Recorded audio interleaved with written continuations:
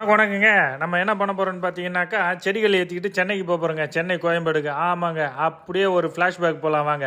ஒரு 20 நாளைக்கு முன்னாடி ஒரு கஸ்டமர் கால் பண்ணி, ஒரு 20 நாள் கழிச்சு எங்கள் வீட்டில் பர்த்டே ஃபங்க்ஷன் இருக்குது, அழகாக இண்டோர் பிளான்ட் ஒரு 150 செடி வேணும், நல்ல செராமிக் பாட்டில் வந்து மாற்றி கொடுங்க அப்படின்னாங்க. நாம் உடனே என்ன பண்ணோம், நம்ம செராமிக் பாட் வாங்குற கடைக்கு சென்னைக்கு போயிட்டு ஒரு 160 தொட்டியாக வாங்கிட்டு வந்தோங்க. ஏன்னா 10 ஏதாவது டேமேஜ் போச்சுன்னா ரீப்ளான் பண்ணிக்கலான்ட்டு வாங்கிட்டு வந்துட்டு அப்பயே செடியெல்லாம் மாற்றி அழகாக அடுக்கி வச்சுட்டேங்க.